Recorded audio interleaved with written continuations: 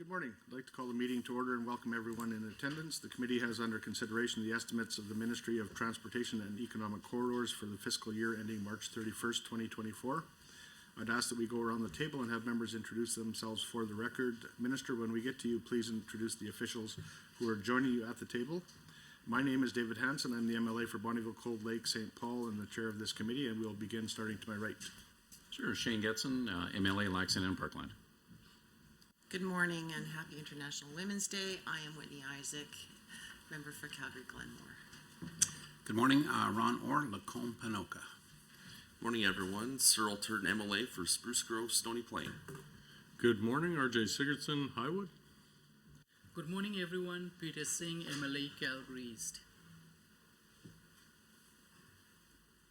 Good morning. I'm Devin Dreeshen, Minister of Transportation and Economic Corridors, as well as the MLA for Innisfil, Sylvan Lake. And beside me is Bryce Stewart, my Deputy Minister, Dale Fung, the Assistant Deputy Minister of Finance. To my left, Tom Liu, the Assistant Deputy Minister of Construction and Maintenance Division, and Ranjit Tharmalingam, the Assistant Deputy Minister of Capital Planning, Grants and Engineering Services Division, and all-around good guy.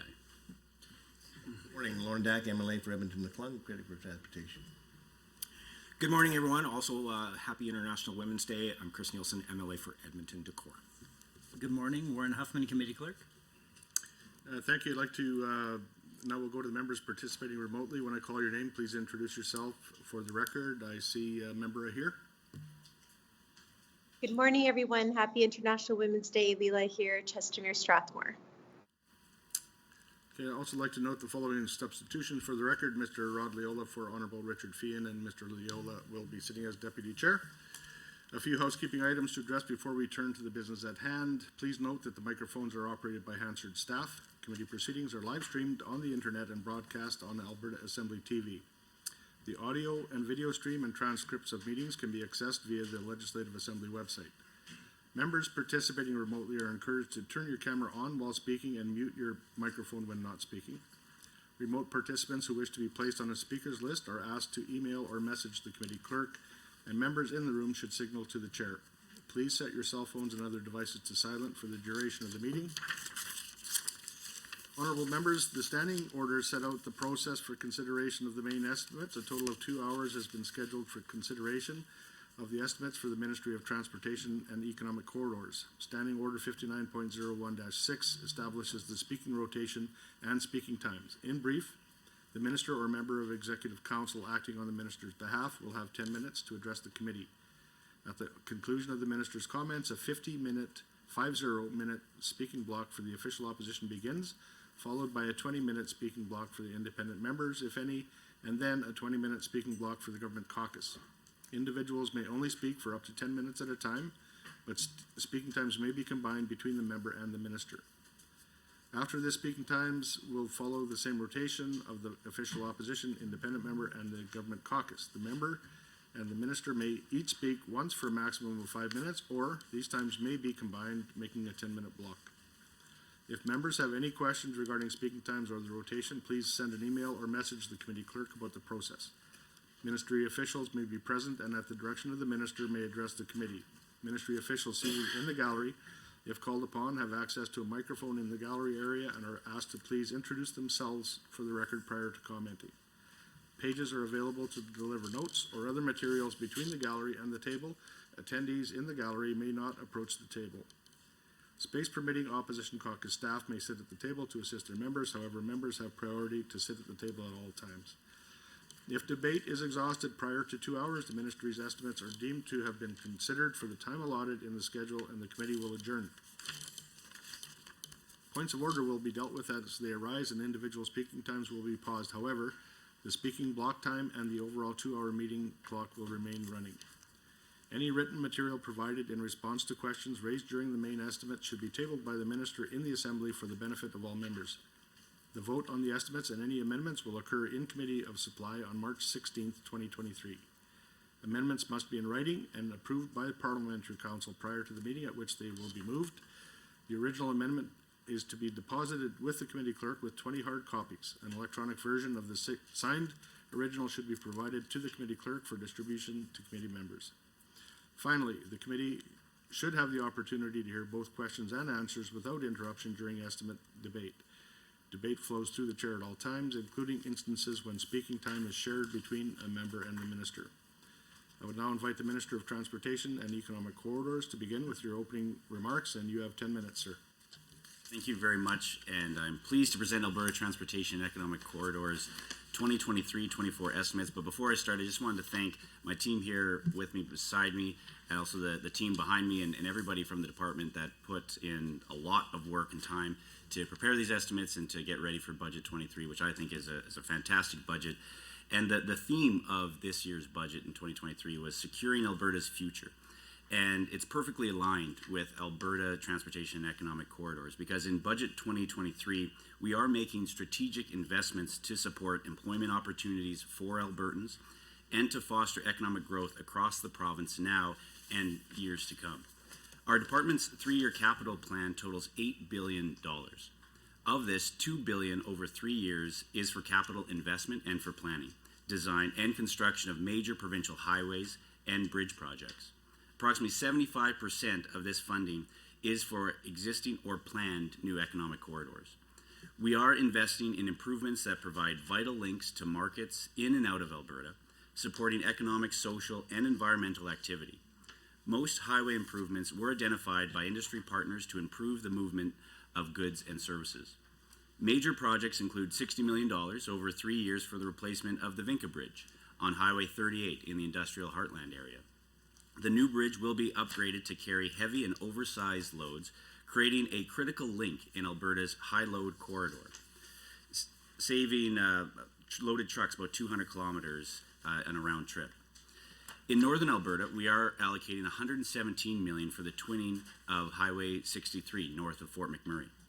Twinning this highway will improve efficiency and safety for both commercial drivers and for families in northern Alberta. Projects along other economic corridors in the province include more than $60 million to Highway 60 through Atchison, a critical trade route with significant heavy and high-load truck traffic. I know we have the MLA from that region sitting with us today. Further south, we are investing $51 million over 3 years towards the replacement of Highway 2 and Highway 566 interchange at Balzac to accommodate increasing commuter traffic in the area and support logistics and distribution facilities and development in Rocky View County. Other highway network projects over the province totaling $279 million over 3 years include Highway 320 between Tabor and Burdett, Highway 1120 between Sylvan Lake and Rocky Mountain House, and Highway 4020 south of Grand Prairie.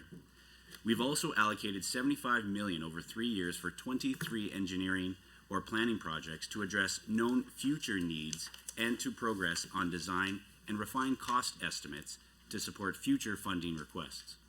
Many of these projects are located along economic corridors, such as additional twinning between Highway 3 between the British Columbia border and Medicine Hat. In Calgary, we are investing over $2 billion. However, listening to question period, you may not think that the opposition read that part of the budget.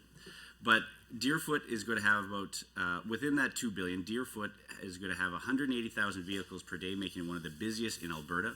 And this budget includes $430 million for Deerfoot improvements over the next 3 years. As well, we are investing in the completion of the West Calgary Ring Road, which will be open in fall of 2024. Budget 23 includes $134 million over 2 years for this project alone. When the west segment is complete, it will complete finally the Calgary Ring Road, providing 101 kilometers of free-flowing traffic around the Calgary region. This ring road investment will support key sectors in Calgary, including aerospace, logistics, financial, energy, agribusiness, technology, and tourism, by improving access and reducing travel time for families and for businesses getting goods to market. Our total capital investment also includes $380 million over 3 years for water management and flood mitigation, including the Springbank Off-Stream Reservoir project. Construction has been underway for about a year for this project, and it will help protect Calgary and other communities in southern Alberta, so we won't see a repeat of the 2013 Calgary flood. In addition to capital investments in new infrastructure, we are continuing our work to preserve and extend the life of provincial roads and bridges all across the province. Our extensive highway network includes more than 31,000 kilometers, of which 28,000 kilometers is paved. We also have about 4,600 bridges and bridge-sized culverts within our network.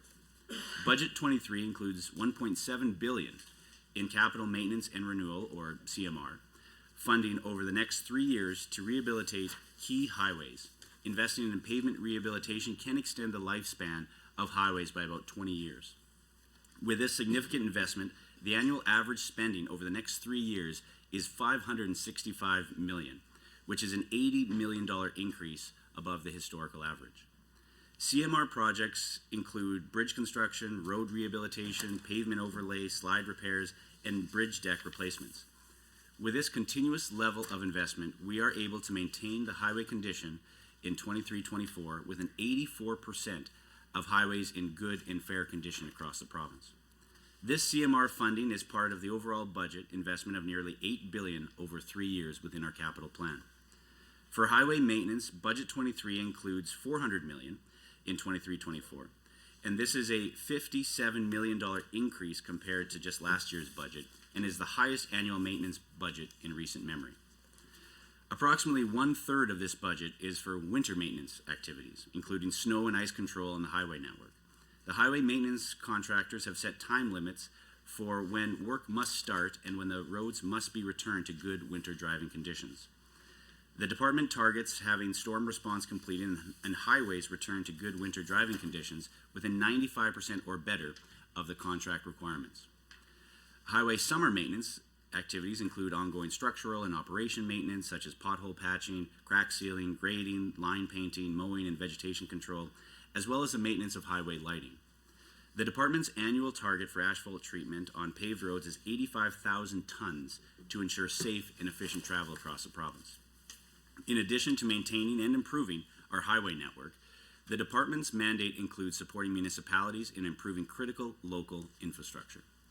The plan includes $3.9 billion to help municipalities build such much needed local roads, bridges, water and wastewater and transit infrastructure. And I'm happy to share that we are maintaining our funding commitment to the Strategic Transportation Infrastructure Program, also known as STIP. Budget 23 invests $93 million in STIP over 3 years, with $25 million in new funding in 25-26. We've allocated $25 million in ongoing annual funding for STIP, which will help rural municipalities deliver on local transportation infrastructure priorities. We know funding through this program is critical to support municipalities, and STIP funding allows smaller and rural municipalities under 45,000 to maintain and improve local roads, bridges, and other infrastructure, and to plan for the future, knowing that this program will continue. The department is also responsible for a number of other grants, all of which will continue to be funded through the capital plan. For the Alberta Municipal Water and Wastewater Program, Budget 23 allocates $211 million, and this is $120 million in new funding in this budget to fund priority projects on applications submitted by rural municipalities. As well, we've dedicated $169 million for the Water for Life program and nearly $28 million for the First Nations Water Tie-In program. We are also continuing our commitment to support light rail transit projects in Edmonton and in Calgary. Our total provincial commitment is $3 billion over multiple years, of which $5.3 billion is slated for Calgary and $1.4 billion is slated for Edmonton, which the province investment in the LRT, the two cities are also receiving matching federal funding. And in Budget 23, $1.3 billion in provincial funding over 3 years is included for Edmonton and Calgary LRT projects, which is $541 million for the Calgary Green Line project and $780 million for Edmonton projects. Budget 23 also provides $5 million in a new grant for the City of Calgary to proceed with needed engineering work to extend the LRT Blue Line north to enable connection with the Calgary International Airport. And this grant funding will also be used to determine the optimal connection to move passengers from the airport to downtown Calgary, including a people mover, LRT, and heavy rail.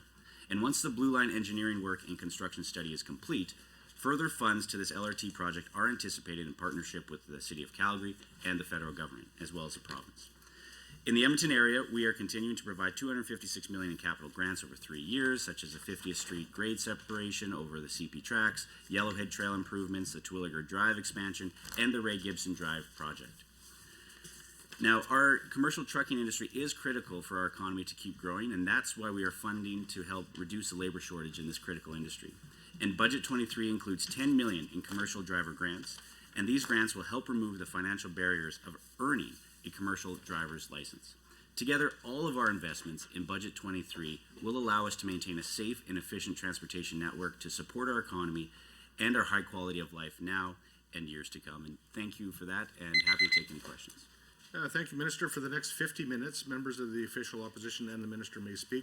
Honourable members, you will be able to see the timer for the speaking block both in the committee room and on Microsoft Teams.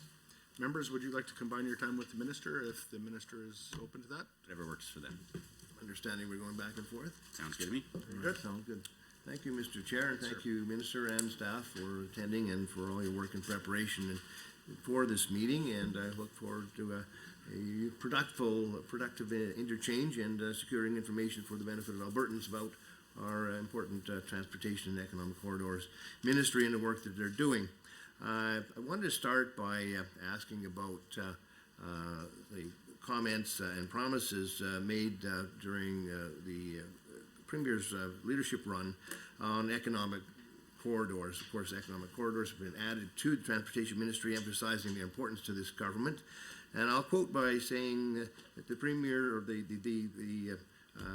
leadership candidate then at the time, said, we'll start by partnering with First Nations, Saskatchewan and Manitoba to establish a 10-kilometer wide rail and economic corridor to Churchill, Manitoba. Now, it was noted that the foreseeable action items for this project were, quoting once again, resolving environmental and First Nations concerns up front and building out infrastructure such as rail lines, roads, fiber optic, transmission lines, water, and pipelines. Now, those comments during that leadership run were made by now Premier, and I'm just wondering if you could point to the budget for any of this project's funding, being an economic corridor, a 10-kilometer wide rail and economic corridor to Churchill, Manitoba. Great question, and actually the Parliamentary Secretary for Economic Corridors is also in the room, and I wish I could share my time with him on this. But no, I think the Premier's comments were important then and are critically important now. And when you look at the Department of Transportation and Economic Corridors, we are looking at leading the country. We are looking at building nation-building projects. I mean, our Canada was built with a logistics problem. You had Eastern Canada, Atlantic Canada having to get their products into Central Canada. Prime Minister, I just wanted to know if indeed it is a priority of this government to actually proceed on an economic corridor to Churchill, Manitoba, as the then leadership candidate suggested was a priority, and if there's anything in the budget that you can point to showing funding for the project. Yeah, I was just saying it is vitally important to have these nation-building projects and to be able to get our products to market, because we have trillions of dollars worth of resource wealth here in the province, and it's worthless if we can't get it to market. Corridor to Churchill is one of the priorities? Yeah, if you look at a compass, every direction is where we're looking for economic corridors, and I know. Yes. So, if I could, I would say that previous work has been done on economic corridor task force, a report that we're going to be releasing soon, and we look at obviously South, which is our Canada Mexico trade route through the U.S. is a major artery. We look through the west, all the pipelines that go out to the west coast, whether it's A2A or going through the Yukon or up through Alaska, and also east. And so we are working with the province of Saskatchewan and Manitoba to work on an agreement so that we can take out the political instability. And as I was mentioning before, Canada used to be a country of nation-building projects. And if we can get the politics out of nation-building projects, and if we can have these economic corridors or right-of-ways, whatever you want to call it, we are able to actually take out that political instability and that political uncertainty, so we can actually get projects built in this province and this country, because the world needs them. There are two other corridors that were mentioned by the then leadership candidate, promised to come to fruition: a corridor to Thunder Bay. I'm quoting: a corridor to Thunder Bay, another corridor to Tuktoyaktuk, and another corridor to the Port of Prince Rupert. Now, since you're the Minister of Transportation and Economic Corridors, where in the budget is the funding for these projects? What is the current state of these projects? That's going to Tuktoyaktuk, Prince Rupert, Thunder Bay Economic Corridors. Can you give us an estimate on how many full-time equivalents are being dedicated to see these corridors to fruition? What timeline have you for when these corridors will be completed? I wish we would have brought a map because it probably would have helped everybody to show all the different directions of where we're looking at for economic corridors within Alberta and outside. But sorry if I misconstrued your earlier comment and this comment. When we talk about economic corridors, these aren't government-built economic corridors. We're not having bureaucrats building projects. We don't need FTEs to actually build these. We just want to have government laying the foundation, laying the playing field so that businesses can invest. And whether that's... Takes some budget though, Minister.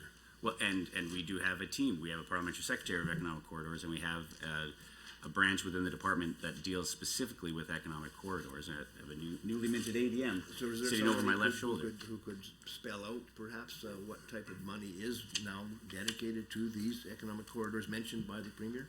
Sure. So again, if you look within the department that is, and the group that has been working on this specifically, there are 6 FTEs within the department that are specifically tied to economic corridors. But as I mentioned before, your question on these projects, where are they getting this government funding?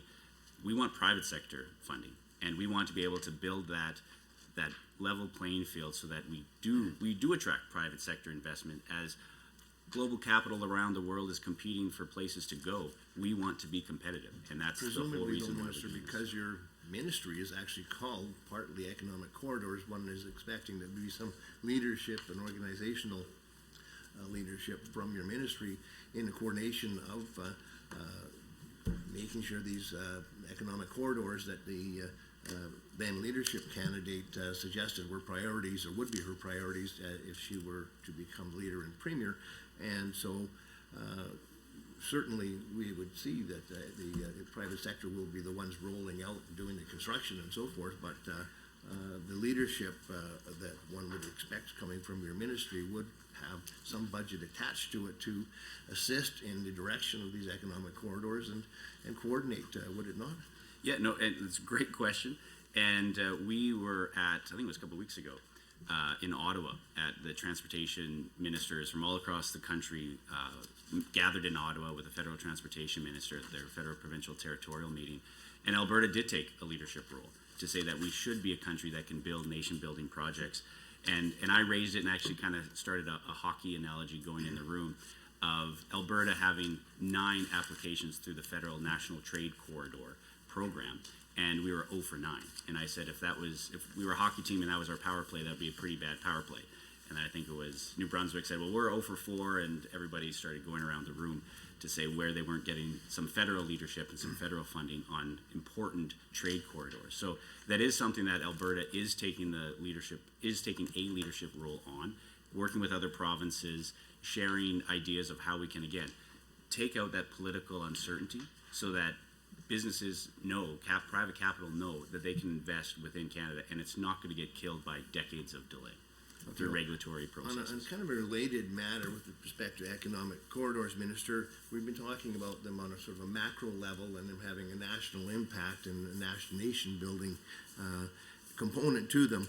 There's one other form of economic corridor that isn't getting a lot of attention in this province, and is not an arterial economic corridor. Think of it as more of a capillary. And I'm speaking, Minister, about rural bus transportation in Alberta. And I'm not talking about charter buses. I'm talking about regularly scheduled bus service in Alberta, something that's super important to rural Alberta and as an economic driver and maintaining the economic health and well-being of many of our smaller communities. You will know, Minister, that in 2018, Greyhound quit operating in Western Canada. That's 5 years ago. And as a result of that, 107 Alberta communities lost their bus service that was formerly provided by Greyhound. That's a huge hit to a small community, and these bus services were a lifeline. Now, we can debate about what happened with respect to Greyhound and whether their business model was still applicable or not. They obviously decided it wasn't, but what we're left with is a situation where multiple, like over 100 Alberta communities that did have bus service no longer have bus service. And that not only passengers that the Greyhound moved, Mr. Chair, it is also parcels as well. That was a big parcel business. So if one looks to the 511 Alberta Provincial Bus Service map, which is part and parcel of documentation that your ministry is responsible for, you'll find it is quite outdated, which I believe is reflective of the lack of attention that your government and your ministry has paid to rural bus service in the province. Now, it may not be as exciting an issue as massive economic corridors, but to the 107 communities in rural Alberta that no longer have a bus serving their community, it was a big loss.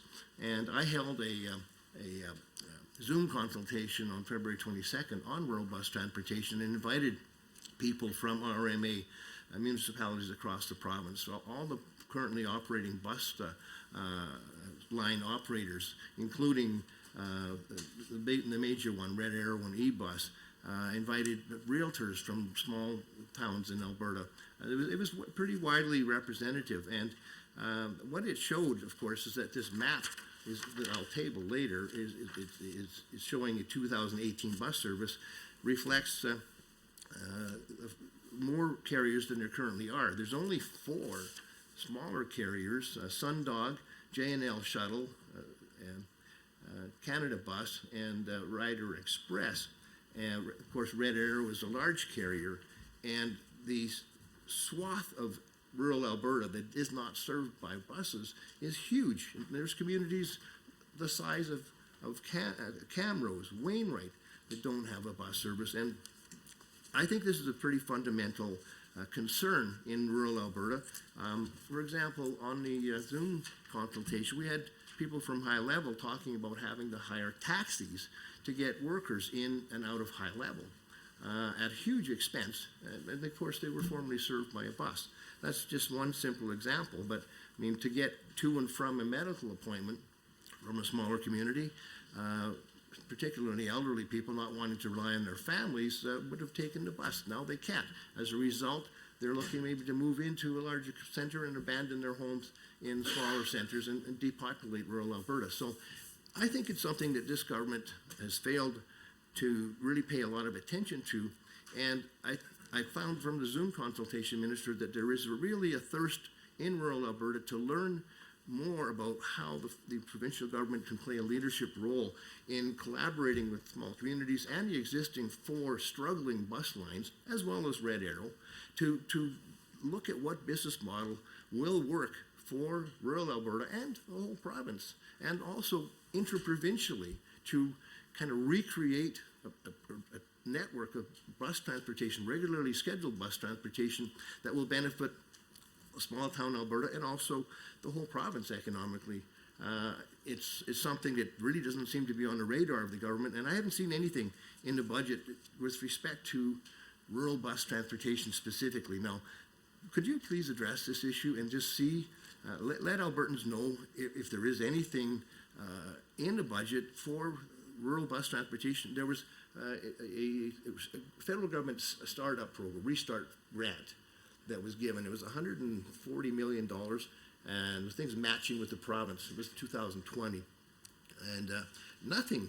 It went to public transit in the major centers, but nothing got dedicated to the small bus operators, many of whom are really struggling, especially now with inflation and the cost of fuel and the cost of drivers and everything gone up. We may lose some of the 4 who are still operating in the province. And if that happens, trying to recreate those bus companies that are struggling to serve the public is going to be very difficult. So I'm really concerned that we don't have any policy or any dedication of resources to rural bus operation in Alberta from your ministry. And I'd like to see evidence of the leadership role that you plan to play to help out rural Alberta in particular and small communities to survive. I commend you for your work that you did on February 22nd and having that Zoom and reaching out to industry. That's great, and I'd love to hear more about it. And I do feel like I'm at a disadvantage because I did not bring a map. So if you're tabling maps, that hurts. But no, you're right. The outreach, talking to rural municipalities is vitally important. But we as a government believe that the private sector is in the best position to address the demand for intercity bus services. And you mentioned some, but there's Pacific Western Transportation, Red Arrow, and its sister company is eBus, as you mentioned.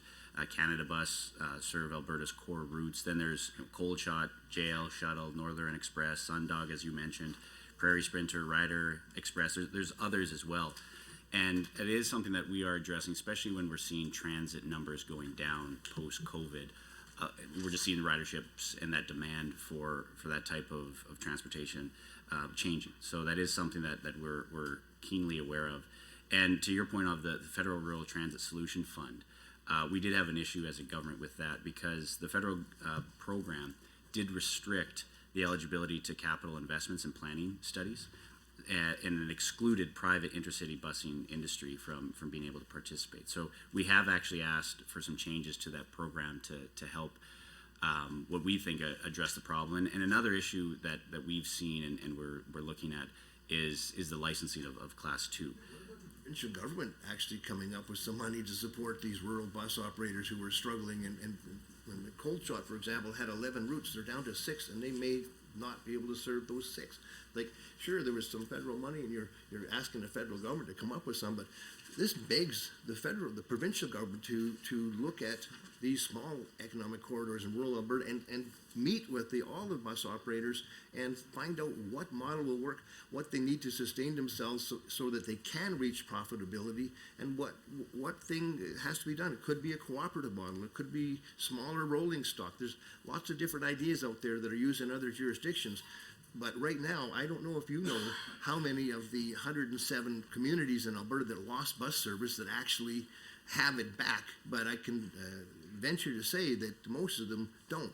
So the private sector on its own, Minister, is not doing the job. And in many other sectors, whether it be oil and gas or agriculture or what have you, there's lots of examples where governments come in and said, here's some seed money, let's sustain you until things settle out and we figure out a better model. So is there not a role, in your view, Minister, for the provincial government to create some type of a fund that will assist the rural bus operators to get going and stay on their feet, maybe look after some of their debt issues that they have right now, and grow this industry so that we can have a network that serves the province and then also interprovincially, so that even with tourism, like people travel. I bought an Ameripass when I was a young person and traveled right across Canada on a Greyhound bus.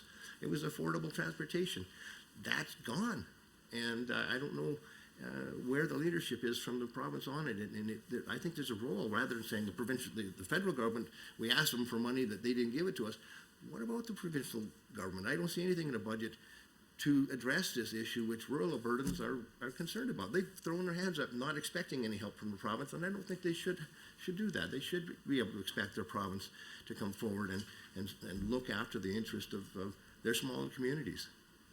No, and as I was saying, when we've talked to these bus providers, and profitability, as you mentioned, is obviously a big issue that they've raised with us, and driver shortage is being the biggest thing. Is they just can't get enough. They can't train enough drivers, Class 2 drivers, to come out and work. And if they do, there's early retirement. So they may have a Class 2 license, but they retire early. So that is something that we are looking at as a department of what can we do to try to incentivize people that have just recently retired to get back into busing, or new people to get involved in the busing industry, and to get that Class 2, and to make sure that we have enough bus drivers to meet the demand that may be there across the province. I venture to say there'll probably be about 400 former Greyhound drivers out there that might be looking for work, and if indeed there was a viable operation there for them to go to work at. And I know you will quote me, but I think there's about 500 or so Class 2, the shortage. That's what we've heard from industry estimates, that there's over 500 Class 2 bus drivers short across the province. And so that is something that seems like it's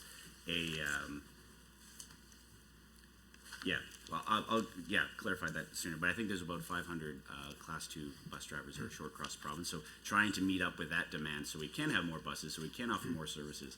I think that's just having a licensed bus driver in the seat is kind of the first step to be able to expand bus services. Okay, we'll leave this topic, but my point is, of course, Minister, I think we share the concern that rural Alberta is suffering from the lack of rural bus transportation that they had before, and they're looking for leadership from the province to assist with developing a model that's going to work, and that may mean forking out some money, because some of the rural bus operations around the world, most of them require some type of subsidization in order to properly function, and that's not a foreign thing to rural economic development. So let's hopefully see some real investment from your ministry in the future. Certainly not in this budget, but in the future, I know that we certainly will paying attention to it. We have our ears to the ground in rural Alberta, and we're looking to make sure we invest in these economic corridors that are vital to small town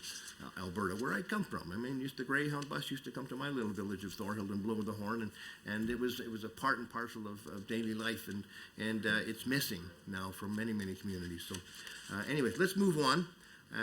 You were talking about the registration system and modernizing motor vehicle registry system in your budget documents.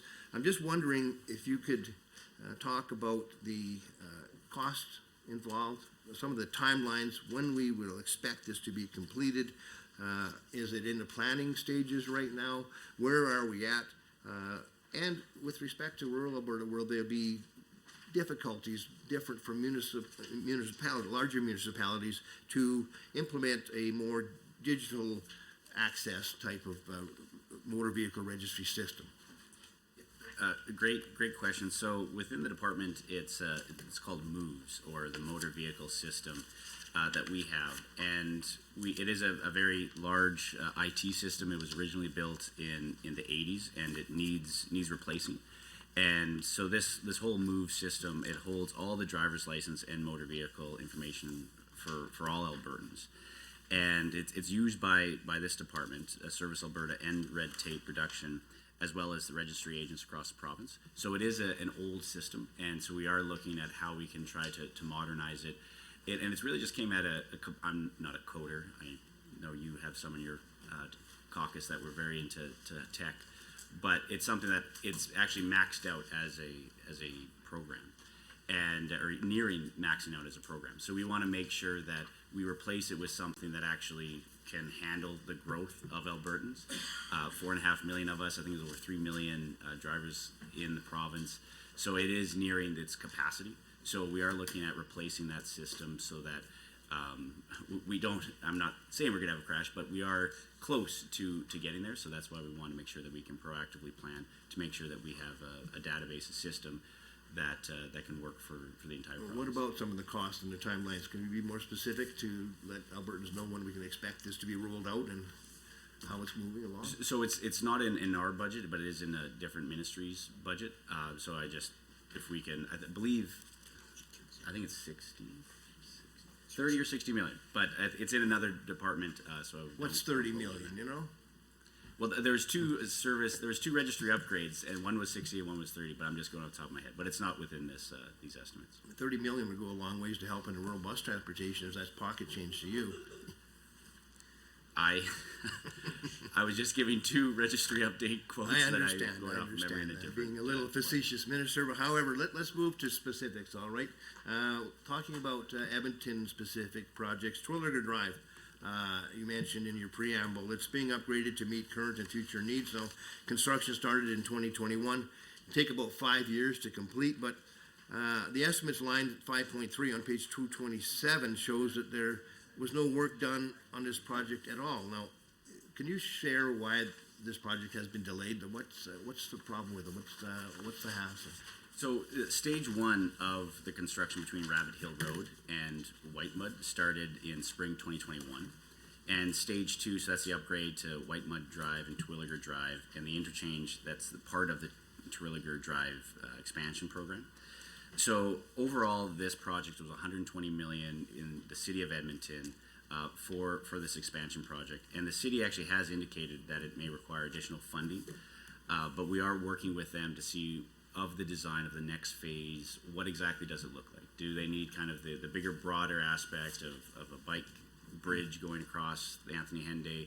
What does it actually look like? Because we are seeing with this project and other transportation projects across the province, a lot of escalation or inflation when it comes to projects through no fault of anyone's, but just with high inflation that we're seeing at the grocery stores of 6-7% or more on certain products.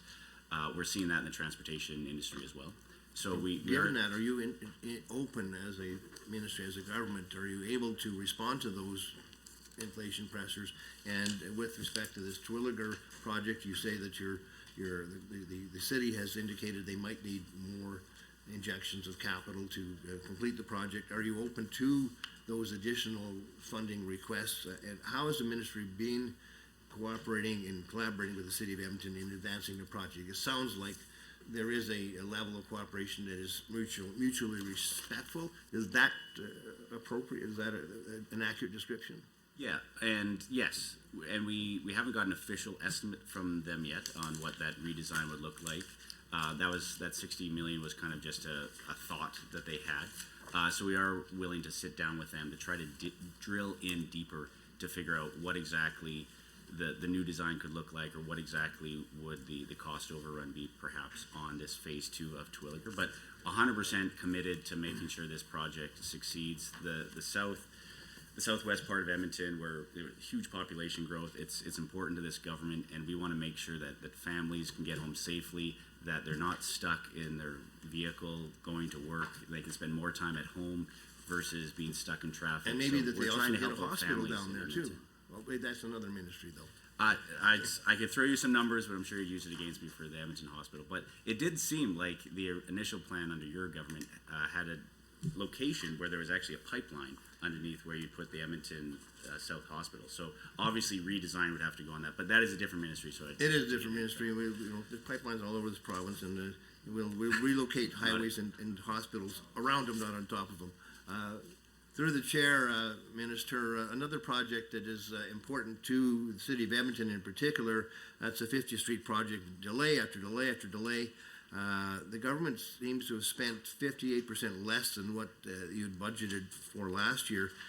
Can you share more about the lack of work on this project? Now, how has the ministry been supporting the city of Edmonton in advancing this project, and what measures will you take as a government to ensure that the project stays on track this year? It's been a horrific long-term delay in this project. You hear, if you listen to traffic reports, historically, 50th Street Bridge was needed for a long time because there'd be long lines of traffic there. Now it's finally underway, but it just seems to be interminably delayed.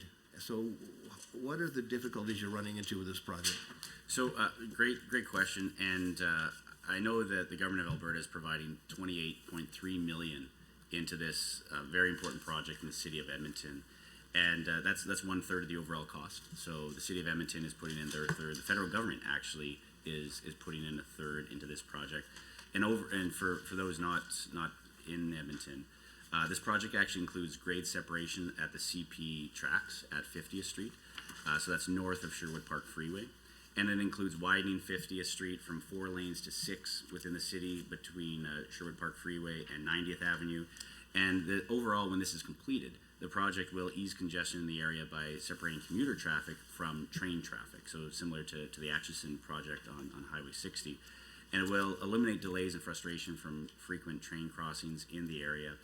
And it is actually being delivered by the city. So the city is actually the contractors are actually building it, but the city is the one that's actually overseeing the project. We, as the funder for our third, are just that, funders for the project. All right, thank you. More specifically, looking at roads, in line 3.3 of the estimates, page 227, I should say, there was an almost 30% decrease in the provincial spending on the Safe Roads Alberta program than what was budgeted for. Wanted to know what caused this decrease, and if you would please share more about the average wait times for the review to dispute a vehicle seizure and review to dispute an immediate roadside sanctions notice, an IRS. This year, there's a 36%, 5.9 million decrease in the budget as opposed to last year of 9.6 million. Why is that? And how does this affect the program and its delivery? That's the Road Safety, Safe Roads Alberta program. So because we're backing away from that program, it initially was announced we were going to move forward, but the government of the day decided to pull back that program. So that's why we're seeing the reduction there, and there's also FTE reductions going there as well, just because we're not going in that direction. To use a bad transportation pun, but we're not going in that direction anymore. All right, and why was that decision made? I think through just further consultation and talking to folks to see that at that time it wasn't a good idea. Whether it gets readdressed, I couldn't say. But we wanted to make sure that the public was inside, that we weren't making any mistakes as a government. And I just think it was a good example of taking a step and having to reevaluate and to make decisions that weren't going to affect Albertans negatively. Right, but you just indicated you received information, you made a decision as a government, you must have decided to accept recommendations based on that information and made a determination that for some reason this was something you didn't want to go forward on. Or what were the reasons? I think the intent of it was obviously just to clear up court times, to make sure there was a growing number of issues in courts, a lot of traffic, lesser severe traffic incidents were being in court and we're tying up court times, and we were seeing some horrible cases just timing out because there wasn't enough court time to actually process them. So the intent behind it was to make sure that we could have a justice system where people had confidence in that the real bad guys are actually getting processed in a time and they are having their day in court. So that was the intent behind wanting to take traffic issues out of that. But when we heard loud and clear from Albertans that their ability to be able to use the courts to fight their, yes, sure, maybe minor offenses, but to make sure that they had that ability and that right to do it, that was something that we didn't want to. Okay, thank you. Let's move on to line 3.4 of the estimates, page 227 once again. And you had mentioned commercial driver grants earlier. There's a decrease of 21% from the amount spent in the third fiscal quarter and the amount budgeted for the commercial driver grants. Now, last November, the government announced that it was expanding the eligibility of the program to allow more Albertans to take advantage of it. Can you share how many grants were given out last year and how many of them covered at least 95% of their training and testing costs? And how will this cut, this 21% decrease from the amount spent in the third fiscal quarter, how will it affect how many people can access the grants? So it's obviously a demand-driven program. So the Driving Back to Work grant, we started in 2020 to support unemployed Albertans and those wanting to get a commercial trucking license. So 1,000 grants have actually been issued. And 73% of those actually did get their license, which is fantastic.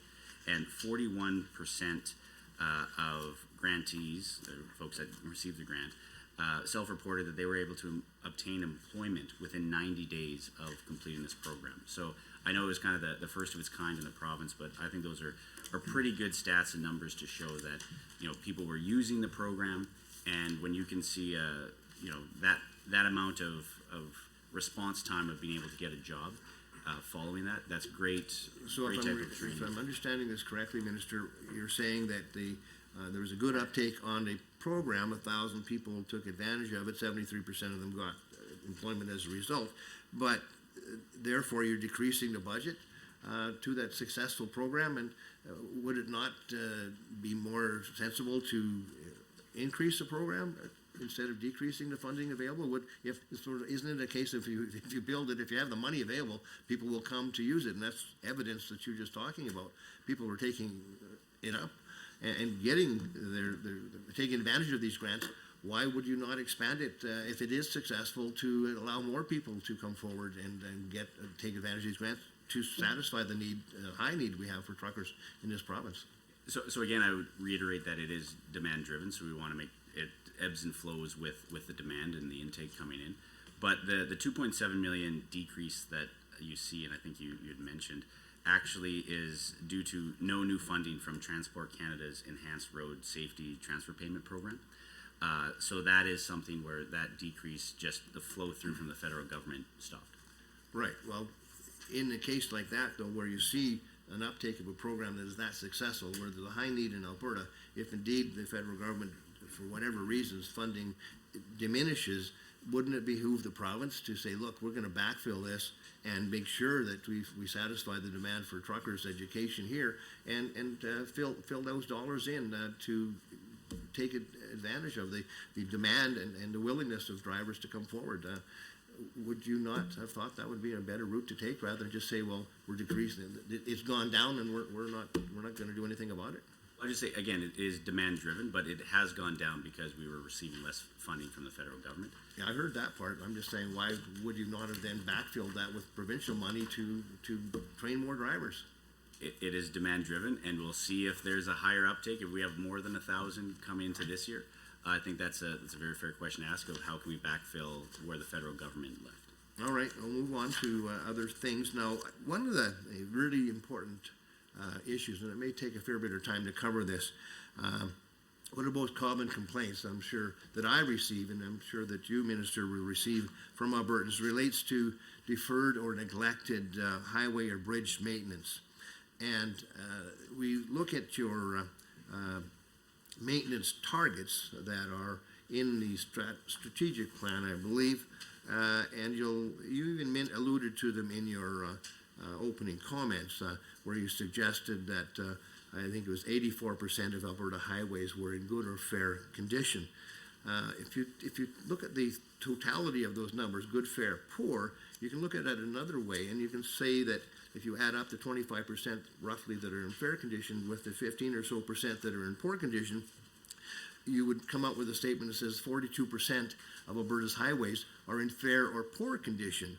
And I and many Albertans across the province wonder aloud and scratch our head as to why it's acceptable that in this day and age, 42% of our highways being in fair or poor condition is an acceptable metric for Alberta transportation and economic corridors. I think that if Albertans were to see a request from an airport in Alberta to have 42% of its runways in fair or poor condition, they would be pretty alarmed. If a rail line put forward a proposal to say, look, Minister, we in Alberta Rail, we want to have just 42% of our rail lines in fair or poor condition and operate that way, it would be highly unacceptable. And Albertans are wondering why this metric is acceptable for Alberta highways. And I take it, sure, that these metrics were in place when we were in government as well. But it's a long-standing metric, and it doesn't seem to be changing, because if you look at the targets that you're estimating for going forward in the next 2-3 years, they're unchanged. That you're accepting as a ministry that these targets are okay. 42% fair or poor condition is an acceptable metric, and even the industry members who are responsible in large measure for maintaining highways are concerned about this, because of course you end up having highway condition deteriorate, and it costs even more to fix those highways if they get beyond a certain level of deterioration. So governments typically are not the greatest at maintaining infrastructure, and this is one prime example of it. Our roadway network deteriorates and it doesn't get the maintenance it requires. And I'm wondering how close an association, how much you've been listening to the Alberta Road Builders and Heavy Construction Association's plea for a different strategy to approach road maintenance in the province. Now, I first heard about their new strategy and proposal, a significant departure from where we are now in the relationship between the ministry and the Road Builders Association at one of their conferences earlier, late last year, I believe it was. And of course, on their website, you'll see the case for an Alberta Highway Trust Company, which is an interesting proposal. I'm agnostic about it yet. I wanted to hear, though, I'm sure you're familiar with it. I wanted to hear how much of this have you adopted? How much of the case for an Alberta Highway Trust Company put forward by the Alberta Road Builders and Heavy Construction Association do you accept? And do you believe that there is a need for much better communication between the industry members, the Road Builders Association in particular, and government to make sure that the metrics don't stay where they are? That the 42% fair or poor condition of our highways does not remain an acceptable standard for us in the province, and that we alter it. I'm wondering, how much would it cost if indeed your ministry decided that you would adjust those by 5%, so that only 20% of our roads were fair as a standard and perhaps only 10% were poor, or 10%? What would it cost if we set those standards so that 15% were fair or 5% were poor? Because this standard of road condition in 2023 is costing us money. It's cost us money for decades. The Road Builders and Heavy Construction Association lays out part of the reason why. Some of it is a budgeting cycle and a construction cycle and a financing cycle that kind of lost its way in the last 15 or 20 years in this province. And there needs to be, I think, a better collaboration and perhaps to look at what is being proposed by the Alberta Road Builders and Heavy Construction Association to form a different relationship and allow for a better budgeting process, so that we do approach remediation of our road surfaces on a more scheduled basis, which avoids the cyclical nature of budgeting in the transportation ministry and other ministries, which doesn't respond to the needs of the actual infrastructure, but rather to political needs of the day. So just trying to iron out, trying to smooth out the political roller coaster that budget financing has with respect to our roads. So what have you to say on this? Yeah, I thought we were going back and forth. But on I think there's a very good question that you had in there on the dollar change percentage of road condition. And that's something that we'll commit to getting back to, if that's okay with you, Chair, to table to the committee. That's a very fair and good question. And to your point on the road builders, we've heard that as well when we've met with them, that they want to have that predictable funding. So if you're a construction company X and you want to go buy equipment that's going to last you 10 plus years, you want to have that predictable funding. And if it's year to year, it's scary to go in to invest that type of capital. So to have that predictable funding is something that we've heard loud and clear from the industry. And we want to find ways that we can have lots of service providers, because we know that there is lots of work out there. So, well, if I may, Minister, more than predictable funding, the Alberta Road Builders and Construction Association, It is a back and forth. You did take up some fairly substantial time asking a question. I'd offer the opportunity to the minister to answer that. He was in full force. If you'd like to interrupt him, do it through the chair and not just speak directly to him. So please go ahead, Minister. Two other points that you raised.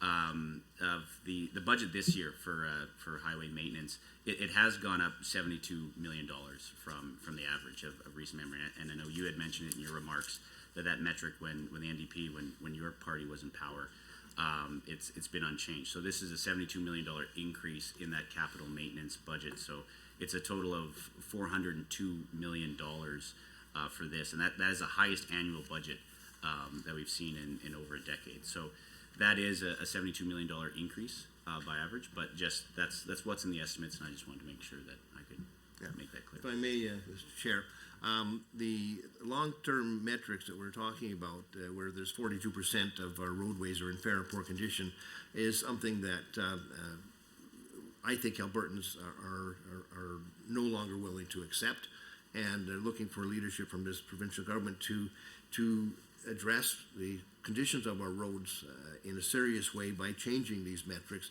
And I wanted to know how much it might cost if we were to do so in a way that was budgetarily possible over as short a period of time as possible. And you mentioned, when I mentioned the Alberta Road Builders and Heavy Construction Association case for an Alberta Highway Trust Company, and I'll table this document as well, but you suggested that they were simply looking to get more stable, predictable funding, and it indicates to me that perhaps you haven't read this document. It's pretty comprehensive, and it entails Mr. Chair, it entails a whole new restructuring of the relationship between business and government, where there would be an injection of trustees to actually hold some sway within the ministry in a very tight collaborative way. So I would suggest that it's something that should be looked at, and beyond simply looking at more predictable funding, industry members are looking at a whole new restructuring of the relationship between industry members and the ministry as it relates to planning and building and funding and financing road construction in the province long term. So it's a comprehensive document, I think deserves attention and comment. So I look forward to hearing more from you on that in future. Yeah, and I would say that I've read the report, I've been briefed on the report, met with the road builders and discussed that report.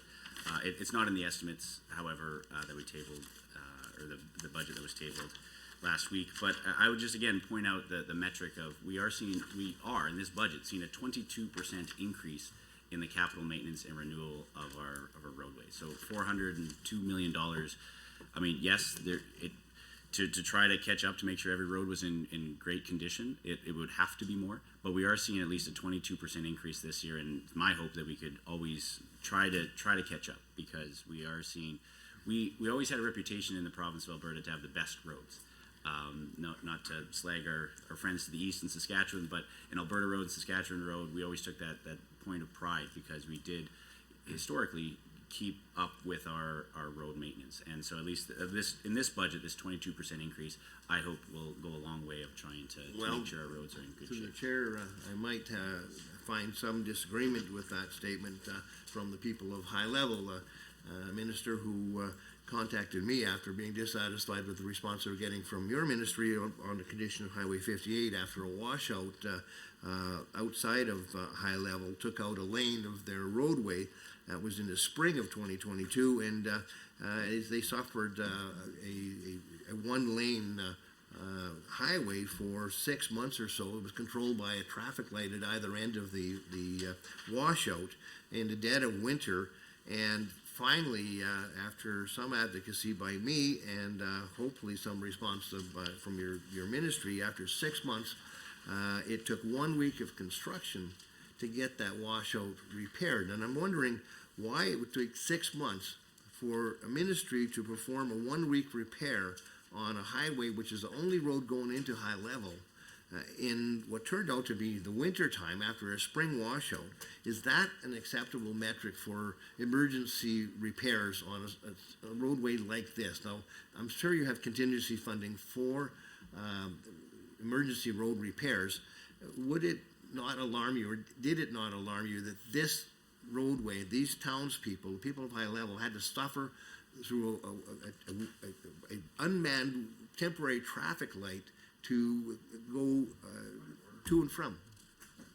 Point of order has been noted. 29B, I believe the item is, Chair, and if I'm misspeaking on that, I apologize. I've been very interested in some story time. I've been very interested in documents that aren't part of the budget submission. I've been very interested in hearing how the relevance comes back, but this is not question time. This is in the context of question period. I'm really struggling. Maybe the member can find something on a page that's in the estimates that the minister can speak to. If I started tabling a bunch of other documents or weren't relevant here, and if that member were the minister at the end of the table, I'm sure his patience would be wearing out at this point. So with that, Chair, I humbly submit through you to the member that we get back to the actual estimates rather than story time of where we're heading down the road here. I'm struggling. Thank you, Mr. Chair. I will speak to that because indeed I was clearly talking about the metrics that the ministry would be applying to road maintenance, and this was absolutely what I was a continuation of my talk about the estimates percentages for road conditions, and this is one example of those metrics that I wanted to highlight to ask if indeed was the standard that the government was found acceptable. So I'm perfectly on topic, Mr. Chair, I believe. Okay, thank you. I'm prepared to rule. I will allow the question because it does have relevance to transportation and highways. However, I will speak after. I don't want to take up too much of your time here because you're almost out, but I will be talking about relevance after you're finished. Go ahead. Thanks. I would just say, for this highway, the department is in the process of engineering a new structure that would restore highway to a two-lane traffic. The new structure is targeted to be installed prior to spring runoff, pending roadway safety and operational requirements. And so once engineering is complete, the department will hire a contractor to repair the roadway and install the new culverts. But you're right that this is a very important, vital route between Rainbow Lake and folks in that area. So to make sure that this, this or any type of disaster, any type of failure of our road network due to very tough weather conditions, that we can do our best to make sure it's resolved. Thank you. So at this point, just in between before we move on, I'll just make some comments. I've heard a couple of concerns about relevance coming from the government caucus as well. And we do have a fair bit of leniency in the time here. It is the members' time to ask questions. If they, the idea of budget estimates is to get to the meat of the matter when it comes to what's in the documents that are provided. Although I do understand there is a temptation to take political shots, but I would caution members, I'm going to give you the example of the Edmonton South Hospital that was brought up by the members of the official opposition, and then it was pointed out by the minister that when that government was in power, they had actually planned to build that hospital over a live pipeline. So my caution to you is that if you want to chase down irrelevant rabbit holes, don't be surprised when you run into a rabbit. With that, we'll move on to the government caucus for 20 minutes. Sure, I'll take it there. Go ahead, Mr. Getson. Thank you, Chair. And to the Minister, I was actually going to ask a bunch of items on highway maintenance and road repair, but given the member opposite, even after Motion 501 was passed in the House and we debated it for hour on end, still doesn't understand the relevance or how economic corridors work. I might want to go back, if you're okay with it, Minister, to go back and forth. Page 139 of the Transportation Economic Corridors, the business plan, and also some of the outcomes. We'll just loosely go back and forth on that, if you're okay, sir, to define what economic corridors are. So a little background and edification on that. Again, I was very fortunate to, as you'd mentioned, Minister, to have that task force. When we had the task force put in place together, it was literally to look at some of the issues that we had with transportation logistics, short line rail, and getting market access to saltwater, quite frankly, with a lot of our goods and commerce. And I guess the best context for folks that are on the phone or watching this, or for the members opposite, is to think planes, trains, and automobiles. Defining an economic corridor isn't necessarily building a brand new project. There's a combination that takes place of having an anchor tenant, one key piece of infrastructure that you can build a right-of-way or expand a right-of-way around that mitigates a lot of the socioeconomical concerns that we have, and to your point, Minister, you made earlier about regulatory compliance items. So think of it as a line on a page. When the member was mentioning some of the key ports, Tuktoyaktuk is for Canada, a very key port. Anchorage, Alaska is a very key port, both for our largest trading partner, remaining superpower, NATO partner, and our largest trading partner to the south and to the north of us. Prince Rupert is a massive port it's often been called Alberta's port, of which it has 70% more room to grow. We currently have connections and hard points to a bunch of these. Churchill, Manitoba was mentioned as well, of strategic importance, not only to our nation, but to our province and our bordering provinces, as well as the CanMex corridor. So when we're looking at Highway 2, we're looking at Highway 39, Highway 22, Highway 1, all of these other highways, 686 that we're looking for construction. These are all segments of massive economic corridors that we oftentimes trip over, stumble by, take for granted. Hence, the report was put together to identify that. Moreover, the report identified that there was 3 treaties, Treaties 6, 7, and 8 within our province, that we had, and we had membership from each one of those treaties that were on these. They were overwhelming supportive of this concept, in so much as Chief Leonard Standing in the Road was one of my task force members. He is now the Grand Chief for Treaty 6 and is going out there and literally trying to stand up economic corridors. Treaty 8 Chief Isaac and that group up there, they stood up an economic council to deal specifically with corridors. So when the member opposite is trying to connect the dots, I know it's a little bit difficult for them because this is a nation building project, as he put it. And if folks haven't worked around those sectors or those segments for massive linear projects and determining those points of interest, it's difficult for them. So I don't mean to ramble, I don't mean to have that one-track mind, Minister, but now that it's etched in your ministry door or on the wall, could you speak a little bit to that of the concept and what your ministry has done to address economic corridors, both with our trading partners, our provincial partners, and what you're doing internally to look at that and how to meet that mandate? Great question, and again, I just like to state for the record, I do appreciate your work on this that you've done in the past and our work together that we've done on economic corridors, and you put it so well when it comes to just having that right away, having that anchor tenant, having essentially all the politics taken out of a regulatory approval, and to have all the work done beforehand. So if you're a company around the world, you're looking at, hey, I could invest in this, and as we've talked about it before, we're not inventing anything new here. You can look in Africa, you can look in Australia. There's lots of countries around the world that have economic corridors, treaties in some cases when it's between countries, where all that political instability is taken out. And that is something that we're trying to create here.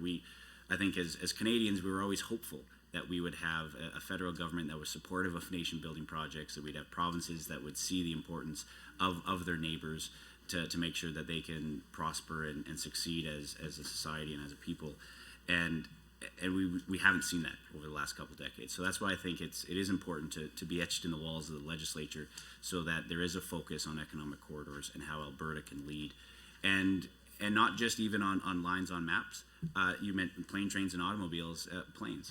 When we look at our one and only neighbor, they have a very interesting airport model that is extremely competitive. And when we compete, especially for cargo, flying into Canada, it's night and day comparison. So we are doing some policy work on our airports as well to see how we can try to compete with the Seattles of the world and others. So flights coming in and cargo coming in, we here in Alberta can be that destination hub and branch out from there and have all the value added of bringing in, essentially, they are called airports and there are ports. So Alberta is not blessed with water ports, but we do have some amazing airports.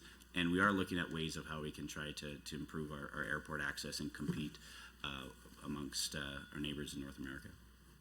Well, and the other thing, Minister, I'm not sure if you found it as well, through your mission statement and also some of the interactions you had.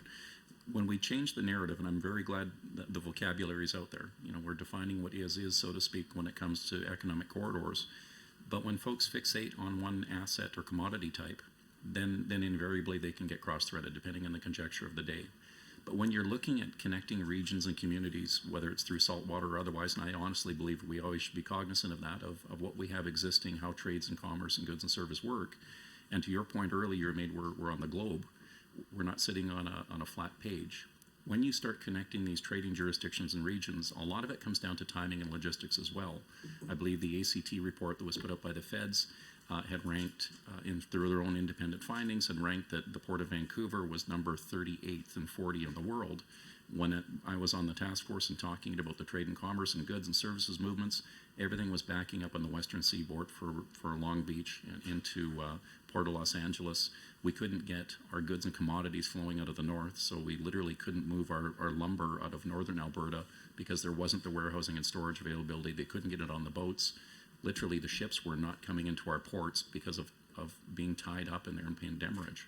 So, Minister, with that, when you start talking about these economic corridors, is that also resonating with the port authorities? Is it also resonating with the other rail companies, the trucking companies, and also some of our major key economic drivers in the province, ag, forestry, et cetera? Yeah, I think we're starting to talk the language that they've always hoped and wanted governments to speak. When you look at Vancouver, obviously at number one port in the country, Prince Rupert has now overtaken the second spot to be the second largest, and that is primarily thanks to Alberta, of our products being able to ship through there. And there's a long-standing issue that we've had with the federal government, even for the Port of Vancouver. Their board of directors is set up with only one representative from the Prairie provinces, from Alberta, Saskatchewan, Manitoba. But yet about, I think, 80+% of the exports from that port comes from these three provinces. So with 11-person board, only having one representative from 80+% of all exports is something that we've always fought to say that we want to have more representation, so there's a greater focus on it. So yes, I think, especially on the port side, they are looking at the needs that we have because we bring them so much business. But I do think that there is more to go to try to make sure that our best interests as a province and in our industry and our people are best served. Minister, and given some of our key drivers in our province, both with the agri-food sector and the actual production that we can get, and I know you're from a farming background as well as many of us here around the table, understanding of getting not only raw commodities, but to be able to address some of the logistics and supply chain issues. So I was very pleased to hear the work that's taking place on Highway 3, even though it's not in my own backyard, but this work is taking place on Highway 3 and helping growing out the agri-food corridor as well. Can you speak to some of the logistical challenges that you've heard there and how some of these twinning projects will improvement, and also potentially getting some of, I know it's not your ministry directly, but using the economic corridors to help facilitate the irrigation that's going to be taking place in those areas to help sustain it? Yeah, the first section of the Highway 3 twinning project between Tabor and Burdett is right in this budget. Construction is going to happen this spring. There are 7 other sections that we're working on. They're at different stages of engineering, design, planning, but that first phase will happen this spring. And it is such a major economic corridor in the southern part of the province. With irrigation down there, $800+ million in irrigation have been invested over the years. And we're seeing about 200,000+ new acres of irrigated land.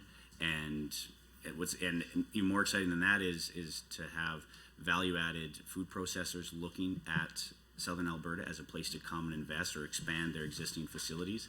And when you do look around the world of irrigation acres going down because of poor management, poor planning in other places around the world, we're actually, I think, one of the only jurisdictions that is growing and having more irrigated acres. So that really does put us at a precipice of being able to have a lot more investment in our food industry.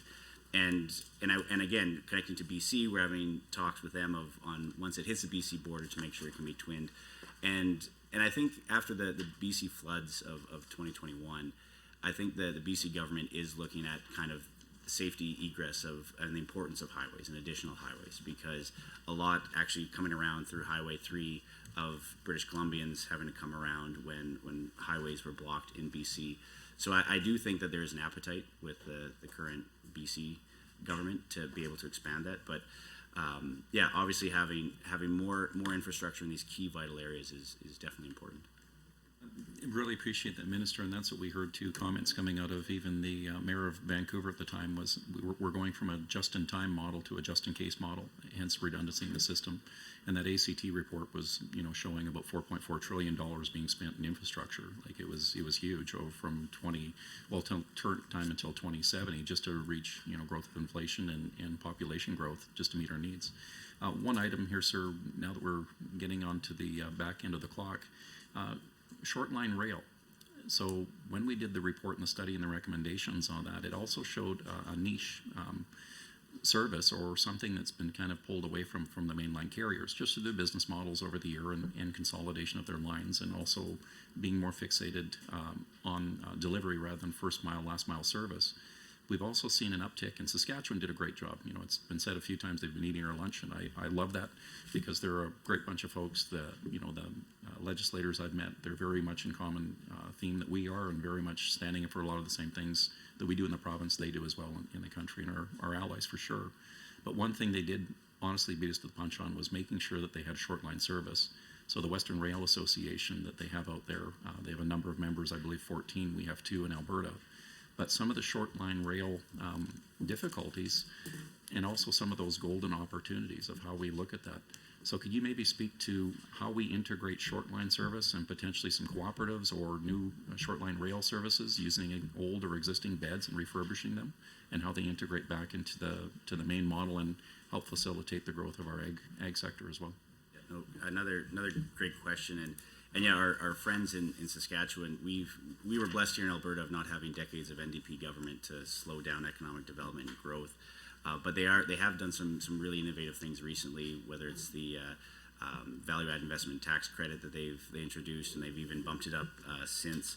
But when it comes to short-line rail, yes, I think they have been, because again, they're even farther away from Tidewater than we are.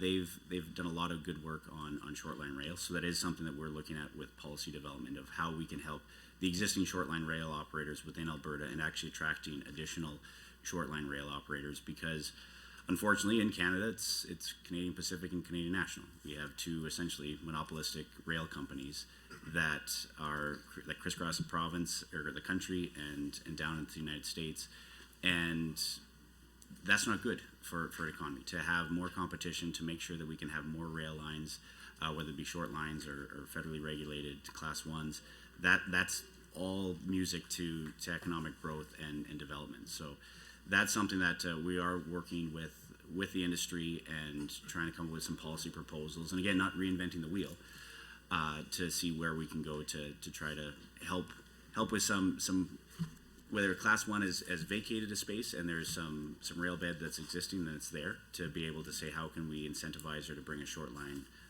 into that area, because yeah, it's moving any commodity by rail is better than truck, and better than rail if you can is by pipeline. So that's as much as we can do. Moving in that direction is great.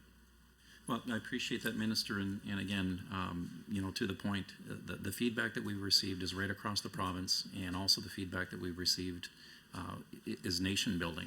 Literally, it's pulling our economies together and spanning electoral cycles.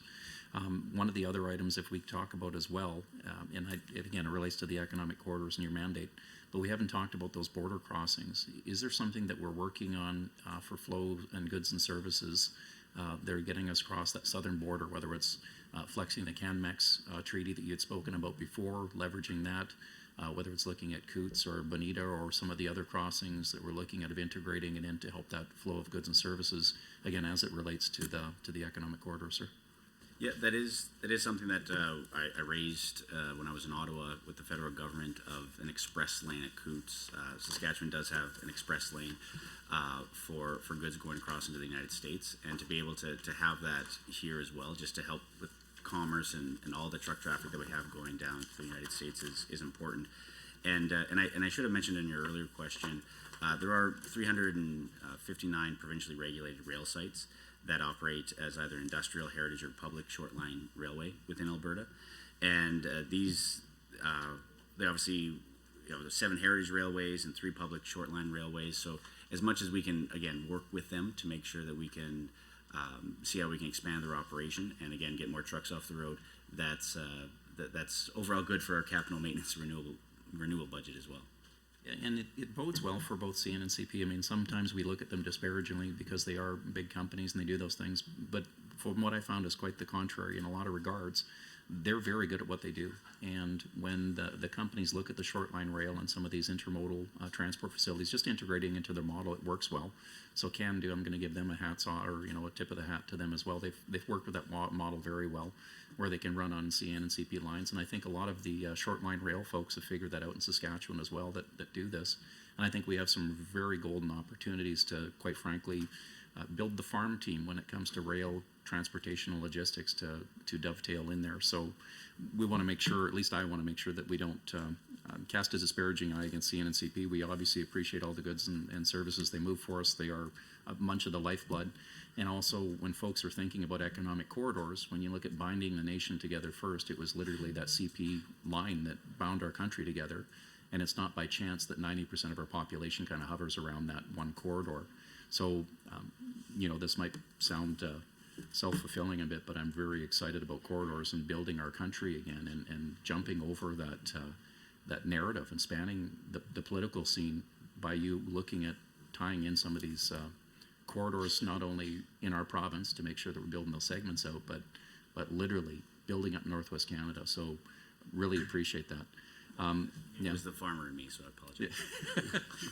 No, it's okay. And there are some concerns obviously out there, but I think there's a way forward when we start talking about these corridors and the short line rail service of how we decouple some of the congestive points and debottleneck. One item I wouldn't mind asking or talking about again a bit too, if you could, in my area, we had an announcement a little while ago, but just again for the record, if you could talk a little bit about some of the plans that will be taking place out on Highway 16 and Range Road 20, 16A I should say, and Range Road 20 of, again, another major economic corridor, making sure that we don't slow that down, but also addressing safety issues and concerns as well. Yeah, no, that was a very unsafe intersection. And I do appreciate you and MLA Mark Smith and others that raised that unsafe intersection. And as traffic grew, as we had more and more, different types of traffic flows of heavy trucks, big trucks in that area, it was becoming unsafe. And I know there's fatalities and it's something that it needs to be fixed. And so we are obviously in the budget committed to making sure that intersection's fixed. A complete redesign of it will happen so that it is safe. And in the meantime, we are looking at safety measures, whether it's additional signage or what we can do just to make sure, the public awareness is there before we actually get shovels in the ground and physically improve that intersection. But yeah, sometimes it's not just about traffic counts of how many Teslas, tripped the count on a certain road, but also the types of trucks and just kind of having a broader scope view of what's happening in regions and how we can have a logical, transportation network and do whatever we can to try to make sure that our road network is safe. And at the end of the day, families can get home to their loved ones. I appreciate that. And with Highway 60, the overpass, just to make sure, because I know there's been lots of splashes out there from prior administrations. We all saw the sound bites, and we got here as fairy tales and pixie dust in the budget. There was nothing there. So just to get you on record, we do have cash allocated for making that happen on that major corridor. You bet. $60 million for Highway 60. Glad it didn't have a higher provincial road number, but yeah, that's the money's there. Well, I know folks in my area appreciate you spending the dollars and cents prudently, and also the grand strategy of these corridors tying it all together. So with that, Minister, thank you. I guess I'll give you back 15 seconds. Well, and like I said, and I know I said it previous, I appreciate all your help that you've done on economic corridors and leadership that you've done. And just one last, if I can, before the time's out, another issue at the border is returning to pre-pandemic hours. Sorry to interrupt, but that concludes the government member's first block of questions. Now we move to 5 minutes of questions from the official opposition, followed by 5 minutes of response from the minister. As mentioned, members are asked to advise the chair at the beginning of their rotation if they wish to combine their time with the minister's time. Is that something you'd like to do? Is that you're amenable to that? I would just encourage the member, if you're going to continue on, to use your time wisely and try to stick to the ministry business plan and budget documents that we're here for. But it is your time. Thank you, Chair. Minister, we had talked about some other projects that were underway. One of them that's really important is the Vinca Bridge replacement, and it's something that we strongly support as the opposition. We actually, when we were in government, funded that in budget 2018, and then it was canceled, and now it's coming back. Why was there the gap there, and it now has become a priority, the Vinca Bridge?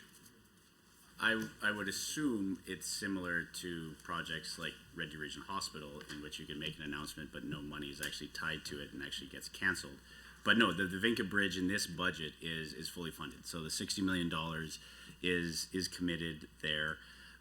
It'll be a 3-year project for bridge replacement. So we're essentially building a new bridge right beside the old existing bridge, and it will be a heavy load bridge to be able to take all the big traffic that goes on the big trucks that go in that area. And again, limit about, and I said this in my opening remarks, about a 200-kilometer loop that currently has to go around on a round trip for large loads to be able to go through that area. So great. I believe it is very much needed. Do you foresee any delays upcoming in this bridge replacement, or you figure it's going to be full steam ahead? Nothing that, no hurdles that should prevent its completion on time? We're confident that the engineering, the planning that we've done, working with the stakeholders, industry in the area, communities, counties in the area, I think everybody in that area wants this to happen. So we'll do everything we can, but obviously it is a bridge. So when you're dealing with rivers, it's navigable waters, it's federal government.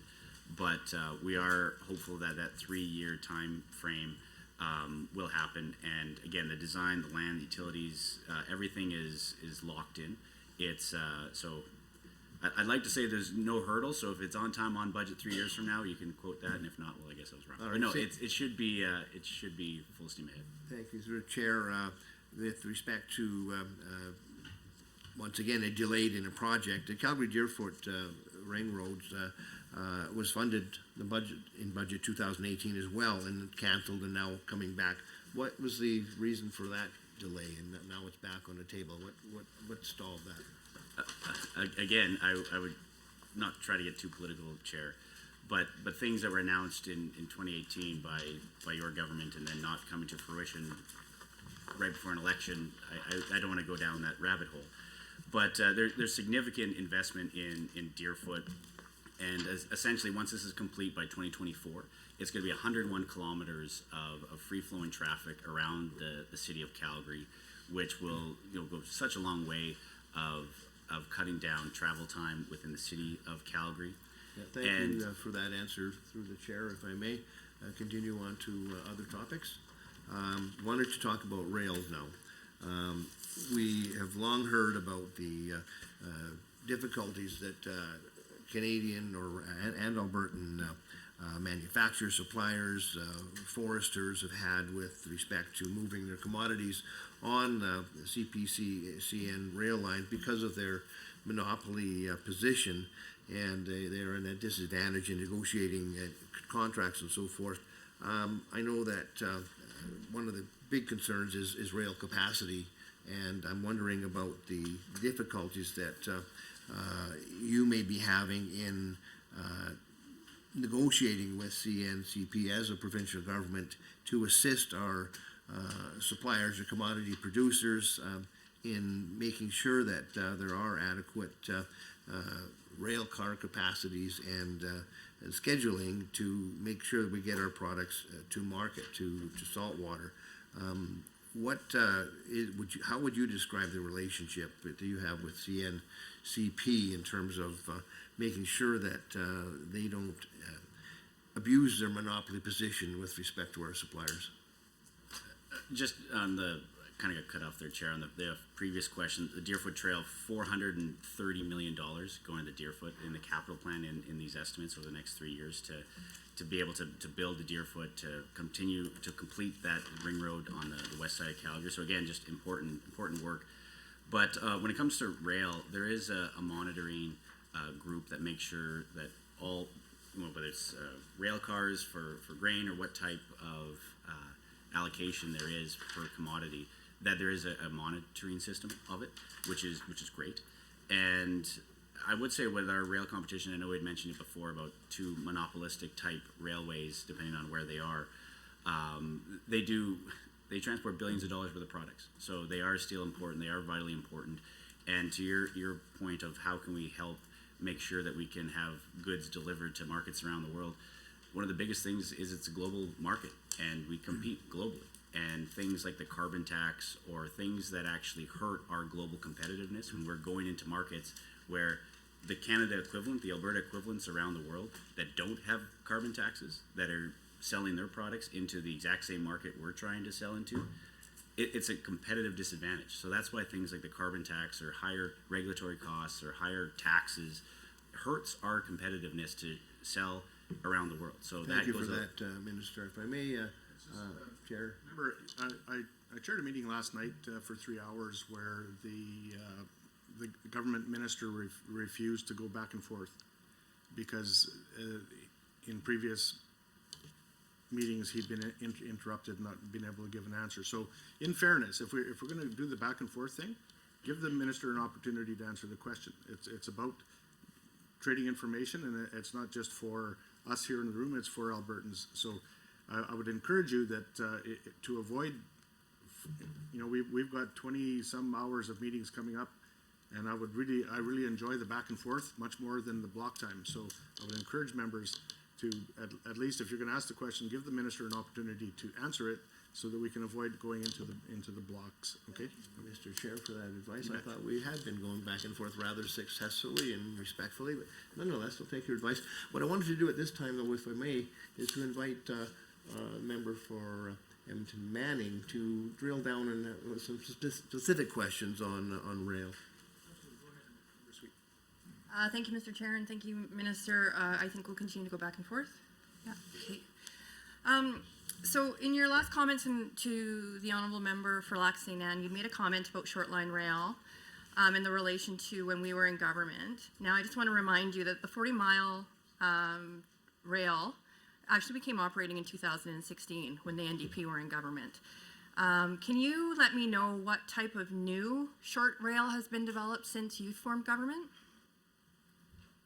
So again, we're working on policy work to make sure that whether there's existing operators within Alberta or new industry entrants that want to actually come into Alberta, it's something that we obviously want to have less trucks on the road where we can, to have more short line rail. So it is something that we're working with the industry, we're working with the department to make sure that we can have a competitive process or a competitive industry, so that as I mentioned, as the member from Lac St. Anne Parkland mentioned and the Parliamentary Secretary for Economic Corridors said, Saskatchewan has done a lot of work in the past to make sure that they can try, if a Class 1 railway does shut down its service or moves away from its rail bed, that is being picked up by short lines. So I think that is something that we want to make sure that type of change can be here as well. Well, thank you, Minister. So clearly it has not, there's been no new short lane developed under your current government. Now, there is a concern that's been, an alliance that's been developed in Northern Alberta, the Community Rail Advocacy Alliance. The current members of that alliance are Grand Prairie, Alberta Wheat, Alberta Barley, Alberta Forestry, Peace Region Economic Development, Northern Transportation Advisory Council, and the Central Alberta Economic Committee. Now, part of their role is that they're trying to encourage the federal government, because I appreciate that the barriers that are being faced primarily are in federal jurisdiction, around the barriers that are impacting the northern economic potential for export, but also the economic opportunities for expansion. My understanding is that you are probably aware of this advocacy alliance, and I'm wondering what role the province is taking in supporting the work that they're doing to try to work on some of those strategies that they've identified. Again, as I mentioned, we are doing the policy work of how can we become more competitive in Alberta to attract more short line rail investments. And so working with them and other industry users of railway is obviously a good starting point to make sure that we are addressing the needs of the industry. And like I had mentioned earlier, whether it's carbon tax, federal regulation, even provincial regulation that is holding back the development of some of these economic drivers that we really need as a province, it is something that we want to address and see if we can find ways to improve it. Thank you very much, Minister. We'll now move on to a 10-minute segment for the government caucus. You choose to go back and forth with the minister. I'm seeing Mr. Singh. Go ahead, Mr. Singh. Thank you, Mr. Chair. I would like to go back and forth with the Minister. And thank you, Minister, for being with us today in the committee today. And I appreciate your efforts and the good work's been done in the ministry. And on line 5.6, page 227 of the estimates, we see that 213 million is being committed to Edmonton LRT projects. And this represents a massive 82% increase from the 117.1 million that had been allocated the previous year. Not only that, but funding for Calgary's LRT project is also increasing 42% from 88.6 million to 125.6 million. As MLA for Calgary East, I know that both of these projects are extremely important as they provide more and more Calgarians and Edmontonians with access to affordable public transit. And how do you expect this funding to be utilized to improve these projects?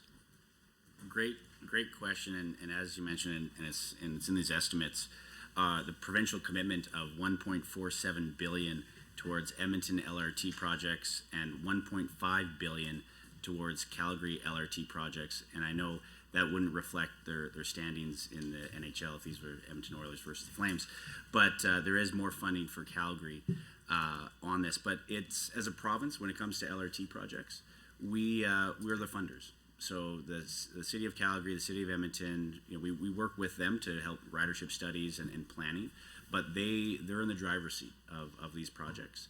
And actually, kudos to the City of Edmonton for their P3 project that actually had some construction issues. And because it was a P3, actually the contractor themselves bore those costs of having to redo a bunch of base construction work on the Valley Line in Edmonton. Otherwise, that would have been borne by taxpayers. So that the City of Edmonton, City of Calgary, they know what they're doing when it comes to building LRT projects, and we as a province are happy to fund them to make sure that people in Edmonton, Calgary can use transit safely and get to work and get home at the end of the day.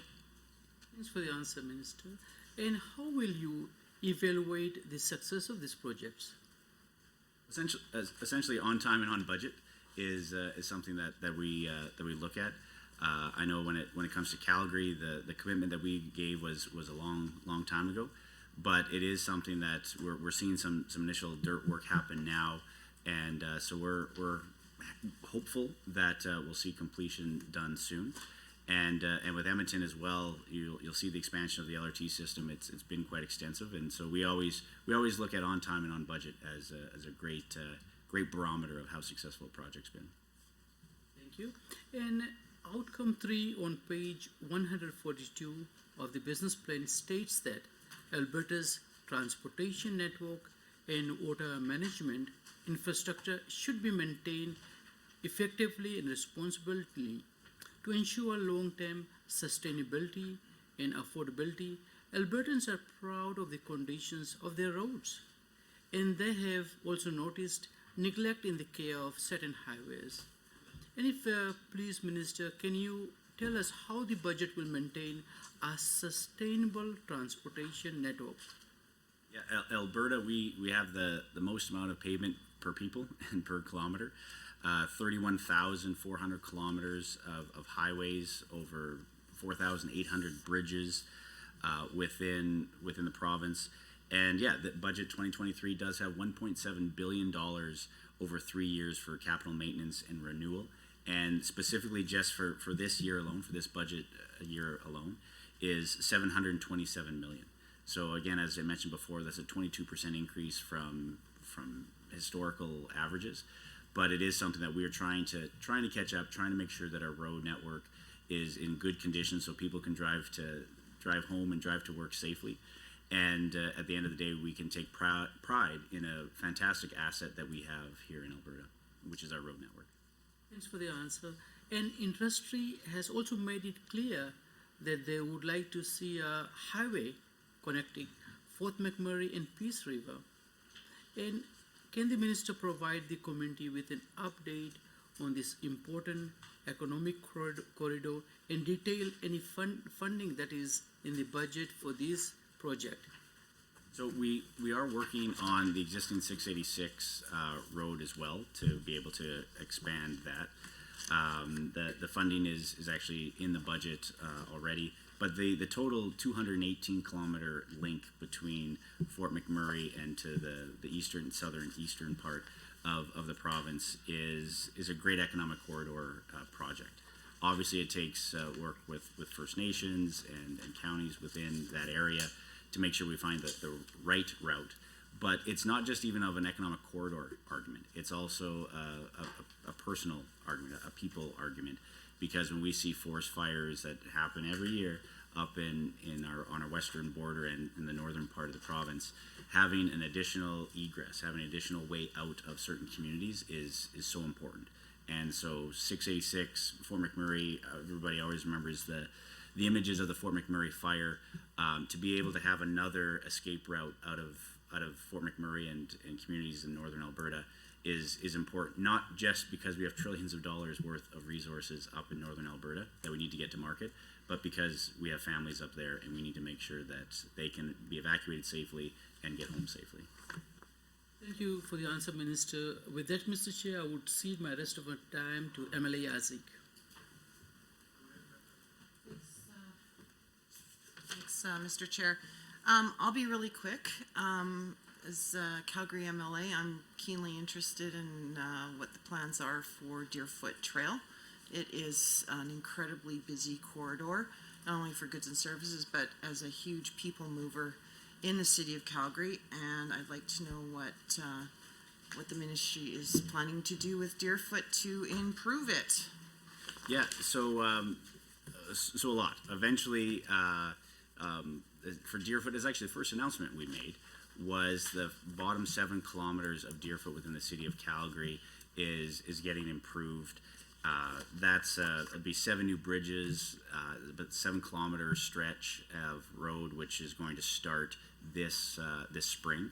So obviously 180,000 vehicles a day going up and down Deerfoot in Calgary. It's the busiest road we have, and to make sure that we can grow and expand the Deerfoot is important.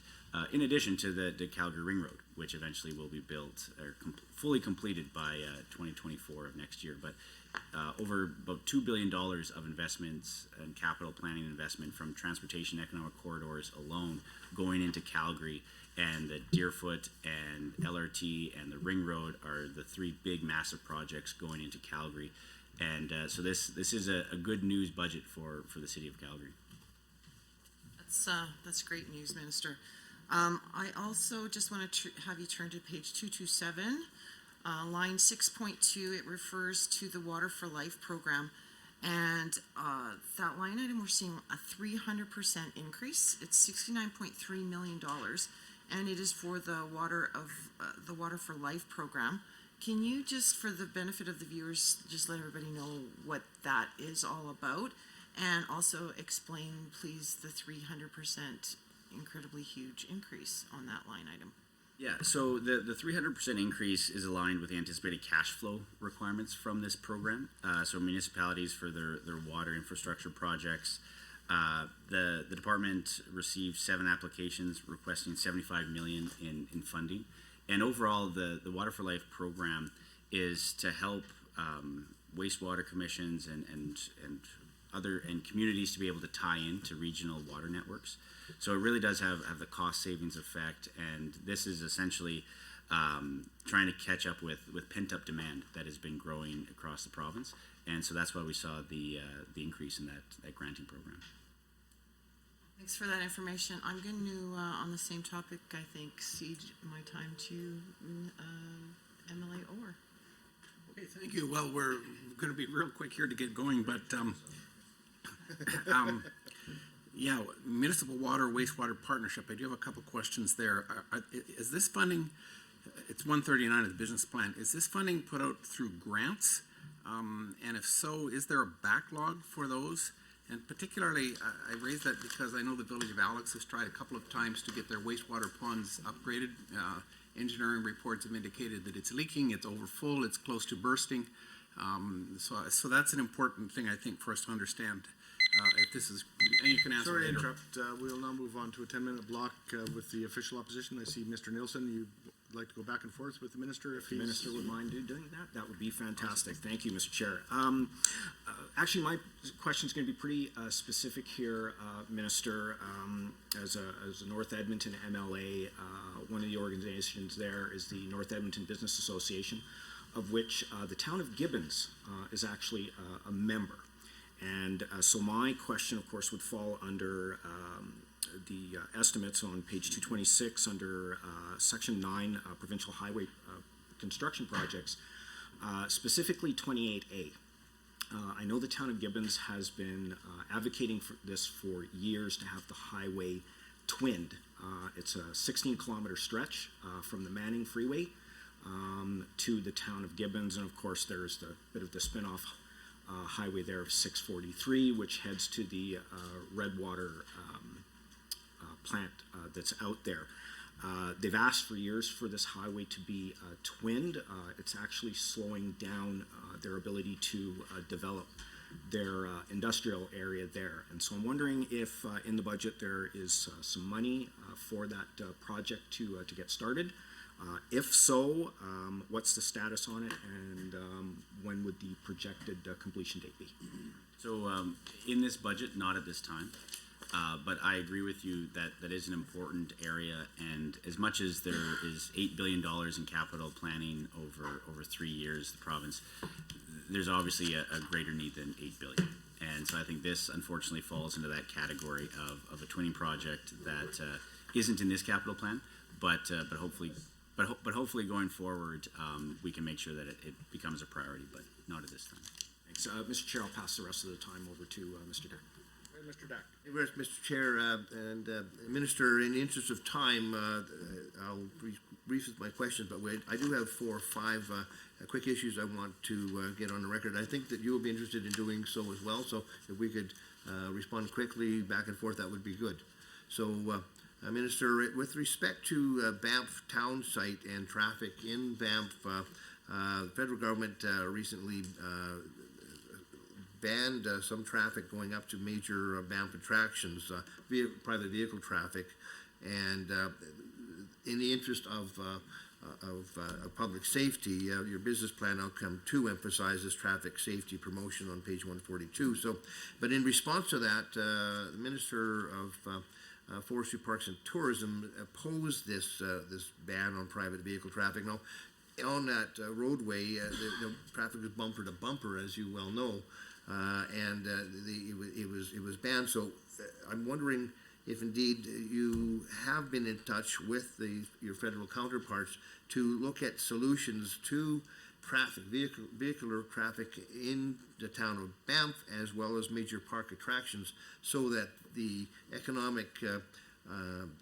capacity of the town and the park is not diminished by the traffic jams that people are seeing on a regular basis. So what conversations have you had with respect to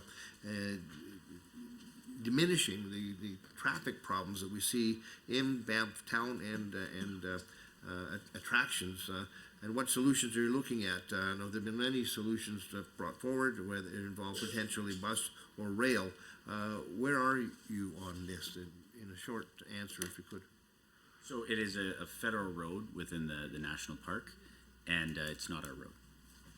Okay, so no discussions that you've had with the federal government then with respect to the matter? All right, thank you for that. We'll move on. Something that I think all members will be very interested in is, of course, safety of our roads in the wintertime. We all know that we suffered a loss of a colleague, Mandy Fuller, a few years ago on icy winter roads, being a contributing factor. I know a constituent of mine, Sana Ghani, teacher up in Cadott Lake, died as a result of a single vehicle accident on icy roads. So all Albertans, fear, and we fear for each other as we drive our Alberta highways in wintertime. And there have been some solutions that have been brought forward, no pun intended, regarding liquid products that are sprayed onto roadways, like liquid calcium chloride or phosphate chloride. And in some places they are still used right now. I believe on our ring road, which are provincial highway, there's some of the contractors will use a spray on a chloride-based solution. And I'm wondering if indeed we're really studying this well, because if indeed the solution is put on, it's successful, the roads don't get icy in the first place. So Albertans are looking towards much safer roads, particularly as we become more accustomed to possibility of autonomous vehicles and the like on our highways. What investments in your business plan outcome 2, page 142, safe road surfaces, what investments are you making in really examining these de-icing solutions that might make our highways safer? So we are open to new technologies. We constantly look at best practices and what works in other jurisdictions, and then even tested on our own roads. Unfortunately, there isn't a one size fits all, because depending on the road, depending on the weather condition, what you put on it necessarily work. So example, if you sand a road that you would just normally just plow and it's extremely windy conditions, the sand just blows off the road. So it is something that, whether it's liquids or certain types of products, we constantly are looking at how we can be innovative and use new technologies.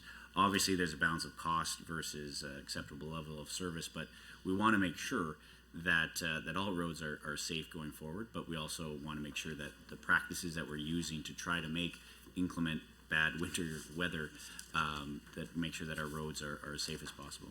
Okay, sounds good.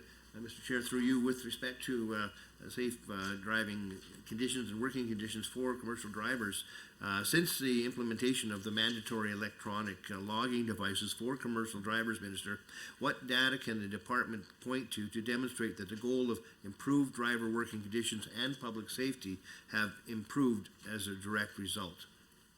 Well, it's something that the federal mandate of the electronic logs, we are looking into that to see to that exact question of what improvements are we seeing. Saskatchewan and other provinces have some tweaks to that program. So we are currently reviewing that question to see if there's any changes that we need to make that ultimately make the road safe, but also realize and understand the realities of our trucking industry and the needs of our trucking industry, because sometimes if you're stuck or if you're in a long distance and you have nowhere to go but you're timed out, there needs to be some variances given in certain situations. So we are currently reviewing that to see if any changes need to be made. All right, maybe a bit longer question, because there have been a number of high-speed rail proposals brought forward, and I've seen a couple of them in some detail, and I'm sure your ministry has been in receipt and has met with some of the proponents for high-speed rail, particularly between Edmonton and Calgary. There's a number of different technologies that are being suggested, and all of them suggest that they're viable and economically feasible and so forth. I'd like to hear from you what plans your ministry is favoring, if indeed you are at that point yet, and where are you at with respect to support in any budgetary way for high-speed rail connections between Edmonton and Calgary in particular, and some have even said Banff, Canmore, Calgary as well. Please comment on any financial commitments that you've been asked to make or that you contemplate making in this budget with respect to high-speed rail proposals. Sure. There are two proponents, TransPod and Prairie Link, have proposed projects to build that high-speed transportation system between Calgary and Edmonton.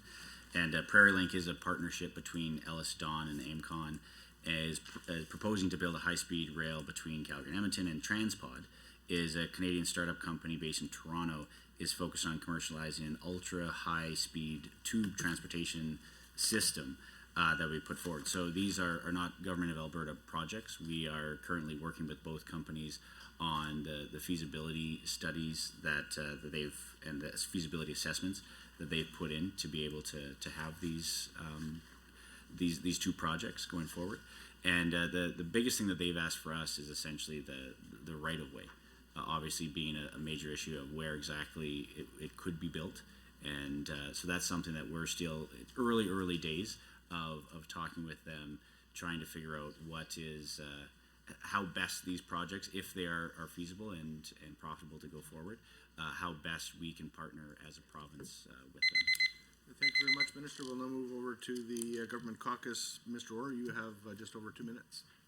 Yeah, thank you. So go back to the Municipal Water Wastewater Partnership Program. Is this all funded through grants? Is there a backlog, and can you make any comment on the Alex ponds that engineering has said are at risk? I saved my notes from your question, so I'm glad you got some time back. Yeah, budget 2023 includes $211 million over 3 years for the water wastewater program, and that is $120 million of new funding.